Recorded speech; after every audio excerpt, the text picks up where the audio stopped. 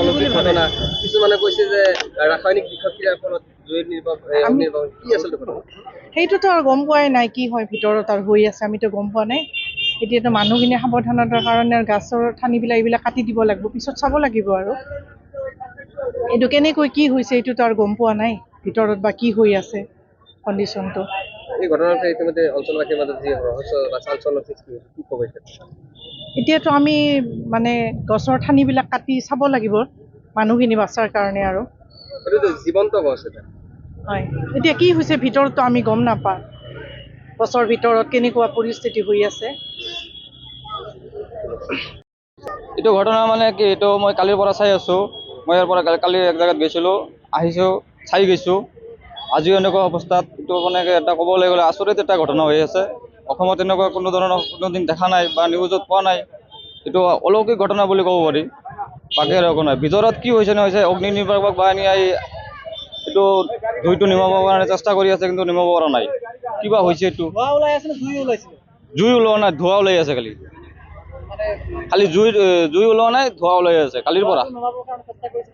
চেষ্টা কৰিছে, এইটোতো অগ্নি নিৰ্বাপক গাড়ী ইয়াতে আহিছিল অলৰেডি, এতিয়ালৈকে নুমাব পৰা নাই। নিমাব পৰা নাই। গছটো মানে জীৱন্ত গছ। জীৱন্ত গছটো ওলাই আছে, এইটোতো আমিও আচৰিত ভাবি আছোঁ কি হৈছে এইটো। বিভিন্ন ঠাইৰ লোকসকল আহিছে চাব। বহুত লোক দূৰৰ দূৰৰ পৰা মানুহ চাই আছে, আহি আছে, চাই যাই আছে। আপুনি কি ভাবে? মই কি ভাবিম, মইতো আচৰিত ঘটনা বুলি ক'ব পাৰোঁ। এইটো ভিতৰত কি হৈছে নহৈছে এইটোতো ক'বই নোৱাৰোঁ না। মই কেনেকৈ ক'ম আৰু ভিতৰত কি হৈছে নহৈছে গছৰ ভিতৰত। এইটো অগ্নি নিৰ্বাপক বাহিনী গাড়ী আহি এইটো আপোনাৰ যিটো ধোঁৱা অগ্নি নিৰ্বাপক কৰে, সেইবিলাকে নোৱাৰিছে, আমি আৰু কি কৰিম। ঠিক আছে। অলৌকিক ঘটনা কিছুমানে কৈছে যে ৰাসায়নিক বিষক্ৰিয়াৰ ফলত জুইৰ নিৰ্বাপন কি আচলতে ঘটনা? সেইটোতো আৰু গম পোৱাই নাই কি হয় ভিতৰত আৰু হৈ আছে আমিতো গম পোৱা নাই।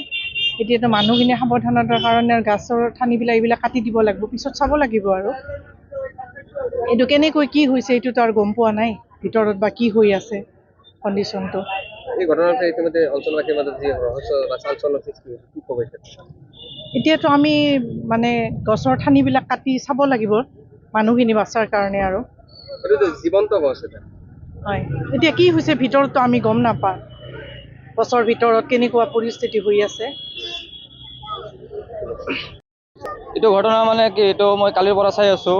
মই ইয়াৰ পৰা কালি এক জেগাত গৈছিলোঁ, আহিছোঁ, চাই গৈছোঁ। আজিও এনেকুৱা অৱস্থাত এইটো মানে এটা ক'বলৈ গ'লে আচৰিত এটা ঘটনা হৈ আছে। অসমত এনেকুৱা কোনো ধৰণৰ কোনোদিন দেখা নাই বা নিউজত পোৱা নাই।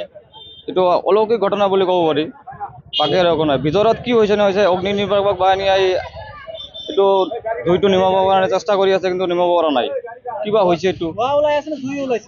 জুই ওলোৱা নাই, ধোঁৱা ওলাই আছে খালি জুই ওলোৱা নাই, ধোঁৱা ওলাই আছে কালিৰ পৰা।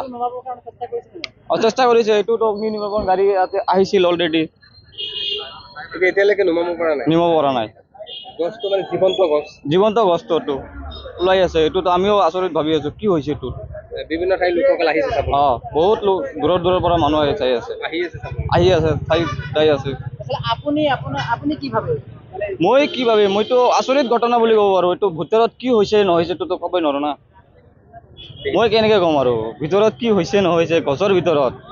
এইটো অগ্নি নিৰ্বাপক বাহিনী গাড়ী আহি এইটো আপোনাৰ যিটো ধোঁৱা অগ্নি নিৰ্বাপক কৰে, সেইবিলাকে নোৱাৰিছে, আমি আৰু কি কৰিম। ঠিক আছে।